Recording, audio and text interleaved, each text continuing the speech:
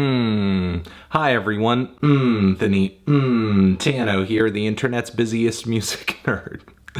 And it's time for a review of the new Trippie Redd album, Trip at Night. This is a brand new LP from singer, rapper, and Ohio native Trippie Redd. His fourth studio album, which arrives after a pretty prolific stream of projects, tape after album after deluxe edition. If there's one thing about Trippie Redd, it's that he's barely taken a breath since his early tapes started popping off. So it's been a lot of music, yeah, but somehow it still felt very much like we've been going through a drought creatively with Trippie. At least for me, because I think his 2018 record, Life's a Trip, is a high point he has struggled to reach since. No other studio album in Trippie's catalog has held a candle to the sharp, expressive lead vocals, the colorful production, as well as the creative emo and hip-hop fusions. And I think that's because Trippie is constantly getting kneecapped by a lack of focus or solid ideas. There was the profoundly underwritten exclamation point record, and that was just like a total wash. Then there was the bloated and unforgiving Pegasus that just did not know when to stop. And then of course we got a deluxe edition which added on another album essentially of like pop punk tunes with Travis Barker on production, which did have its moments but was also like a mess of sorts. All I want is a record from Trippie that like plays to the dude's strengths and feels like some actual effort is being put into it. Now, at first at least, A Trip at Night seemed like that project, seemed like it could be that project. There are 18 tracks on this thing, but many of them are pretty trim and to the point, which might just be for the best. A lot of the production is pretty straightforward too, very synth-centric and rough around the edges. Think like old school SoundCloud bangers, but with a kind of hypnotic, repetitive, very digital Playboi Carti-esque sound. The synth leads on tracks like MP5 or Finish Line make me feel like I'm listening to a trap flip on some of the themes to like some early Sega Genesis Sonic games. But even with this moderately higher level of consistency across the project, the listening experience is still pretty spotty. There are moments on here where the features steal the show in a big way, be that with Drake starting drama with Kanye on the song Betrayal. I mean, looking at the title and the content of the song overall and where Trippie's focus is versus Drake's, it's pretty obvious that Drake is like, you know, clearly the reason for that track existing and making it onto this record in the first place. There's also Ski Mask the Slump God, who goes so insane in his feature, he essentially becomes the draw for the track too. Then there are spots here where the hooks are just not there and they really need to be. Holy Smokes with Lil Uzi Vert is an example.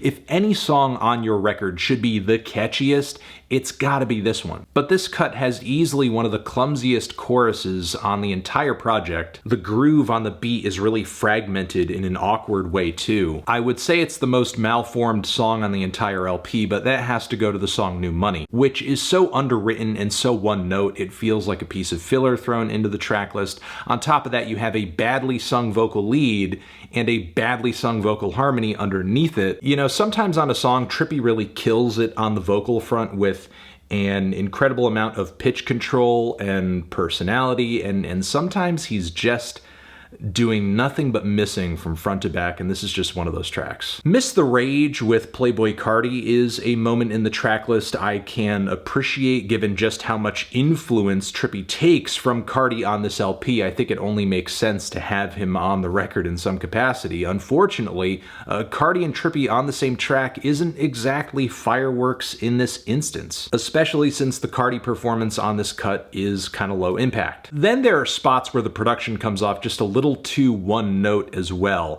I see some people complaining about the beats on this thing, that there's too many synths. It sounds like I'm listening to, I don't know, math or some shit like that. And yeah, the synths do have like a very distinct character and they do sound like a 16-bit video game or some shit like that. That much is true. I'm not going to deny that. I'm not going to ignore that critique. However, I do kind of like that aesthetic to an extent, but after like well over a dozen tracks of that, it gets pretty tiresome, especially since there are beats here that are so similar in tone and style that you could probably flip the lyrics from one song to the other and you wouldn't really notice too much of a difference, wouldn't change the vibe of the song all that much. So again, I think the direction of these beats overall is fine. There's just a little bit too much of it. You know, I like trap rhythms and I love synthesizers as well, but you know, there's a lot more you can do with synths than just make them sound like this. So then there's the final leg on this LP, which is sort of a dead zone outside of the featured tracks. Danny Phantom with XXXTentacion has not only one of the more standout choruses on the entire LP, but a surprisingly feel-good and upbeat performance from X as well. Then there's Rich Motherfucker with Polo G and the Lil Durk, which has one of the coldest choruses I've heard this year. Sharp vocal leads from Trippie, head-bobbing beat, a very angry and impassioned performance from Polo G, and also this is like the exact kind of beat and vibe that you want to hear Lil Durk over. It's just all the stars aligning. Then Captain Crunch is kind of a posse cut of sorts. Doesn't exactly have a closer feel, but I do like the mean and grimy vibe. As far as other highlights are concerned on this project, you have Molly Hearts as well as MP5, which I think are strong kickoffs to the project and perfect examples of what the album is going for generally.